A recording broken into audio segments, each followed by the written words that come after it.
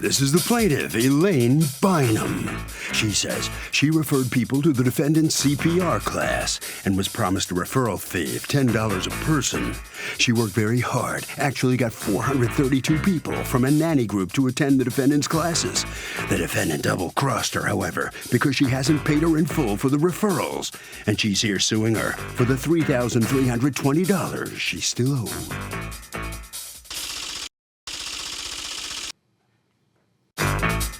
This is the defendant, Jennifer Pollock. She says she doesn't owe the plaintiff any more money than the $1,000 she's already paid her.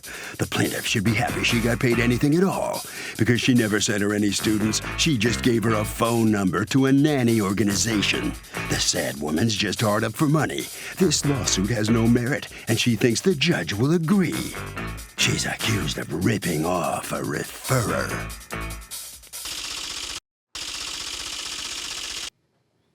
All parties, please raise your right hands. Welcome back to the People's Court. Next case on the docket. The plaintiff referred people to the defendant's CPR class and says that a lot of people came and she got stiffed. But the defendant says she's already given the plaintiff $1,000, so back off. It's the case of you flunked cardio. Thank you, Douglas. You're welcome, ma'am. Okay, Ms. Bynum, you are suing Ms. Pollock for $3,320 in referral fees that you say you are due, and she has not paid you. Tell me what's going on here. I'd like to first inform you how I met the defendant. I used to do parties. She used to do parties. Are you talking about promotional stuff for pay? That is correct. Okay. Okay, so bringing you up to speed now, September the 3rd, 2016. She was invited, as well as 5 other people. One of the additional person is my witness, to a presentation of my own personal business. At the end of the presentation, the defendant decided that she would make an announcement about what it is that she did as a side job. She stated at that time she would be willing to pay anyone in the audience, that audience of 5 people, because she gave a CPR class. If you referred groups, individuals, or organizations, she would pay $10 per person who attended and took the CPR class that she was given. Was there a written contract between you two? It was only verbal. Are there any texts or emails regarding it? I do have a few texts in which she speaks back and forth to me about the payment agreement. Okay, let me see those texts. Okay, very well. While she's looking for that, let me ask you, what is it you do? You run a CPR, are you actually certified? Yes. And are you the one who teaches the actual course, or you have other people teaching it? I teach the actual course. Okay, so you go to this event and you announce that if anybody brings me business, I will pay you $10 a head? What I announce is that I allow people to host CPR classes. What that means is they bring the students, they provide the place, and they collect the money. Yeah, and but that's not what happened between you and Ms. Bynum, right? No, that's not what happened. Right, but you paid Ms. Bynum a bunch of money, even though that's not what happened, right? She's very slick.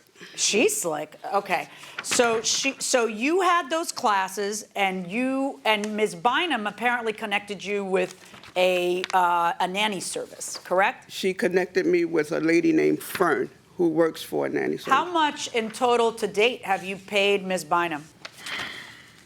$2,310. Right. You thought it was $1,000, but I guess you had a chance to take a closer look at it. It's $2,310 that you paid her. All right. So you didn't say at $1, wait, you're supposed to provide a venue. Wait, you're supposed to do this. You're supposed to do that. When did you get sick of paying her? I didn't get sick of paying her. At around June 2017, the lady who hosts the class, she asked me, she said, your friend Elaine keeps calling me, asking me how many people are taking the class. I said, but Elaine is supposed to be getting the people. The lady asked me, why does she keep calling, asking how many people? Does she have the right to do that? I said, no. She said she was your business partner. I said, she's not my business partner. She told me she worked with you.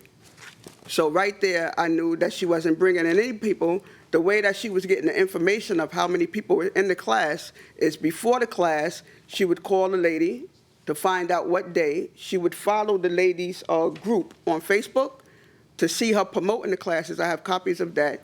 She finds out what day the classes are to be. And then during the class, she would text the lady and ask how many people were in the class. After the class, she would text me and say, oh, you should have had about 20 people today, making me think that she'd had something to do with the people being in the group. See, you know, the question here, You're welcome. I understand both of your positions. Your position is, hey, she wouldn't have these referrals if it weren't for me. And your position is she made one phone call and it's someone else doing the referrals. I have all of the copy of Are you all of paying that Ma'am. person the $10? That person gets, actually, she gets $20 per person. When did that happen? That's been going on, when I went on the site, when the court case came up, so I wanted to see the lady advertising. I went on the site and I found out that she's charging $60 per person.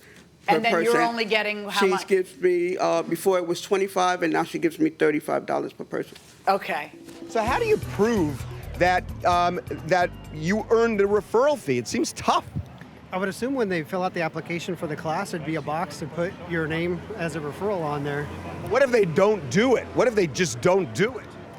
They should. It's no way to prove it besides. It's really hard going inside the courtroom. According to you, the other individual is the one who does the advertising and brings people in. Yes, I have copies And of that. who sets the date of it? We both work it out. I have texts of that, too. Does she have anything to do with picking the date? Absolutely nothing.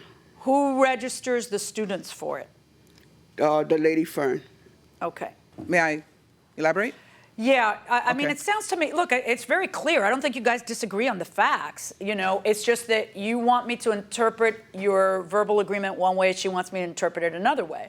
She wants me to interpret it as who specifically are you signing up? And you want me to interpret it as anything derivative of it goes to you $10 a head too.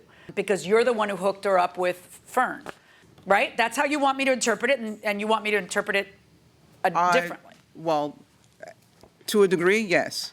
But like, in other words, if you are not obtaining the names of each person, like, until when did you think this agreement would go on? Like, even, you know, there are agency contract, commission contracts, and they have a beginning, a middle, and an end. You know, you can't have an in perpetuity. Yours is completely verbal. There's no beginning, middle, and end. So all I can do is look at it and say, is this what the parties intended?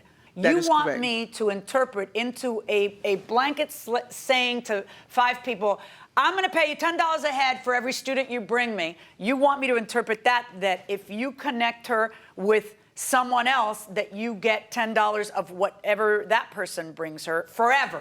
That's how you want me to. Where's the end to this? No, you know? ma'am. I'm not expecting you to interpret it that way. I am expecting that it be interpreted the way she stated, which was... Which is, when does it end? I want to ask you that question. It ends when it does not, it's not a residual income. It's for right then and there. So the groups, I do have... I'm sorry, if this nanny group continues to, 10 years from now, if that nanny group is still doing classes, you still get it. I do not expect to be paid. Why not? Because When does it's it not end? residual. It's for that introduction of this group. I don't know what that means, it's not residual. If this same group, 10 years from now, brand new people, people, but from that same nanny group. my group. No, Yes. I the answer is would yes. Then there is no logically- end to your commission, and even if the situation changes, which at the beginning when you first started with this group, was Fern taking a cut?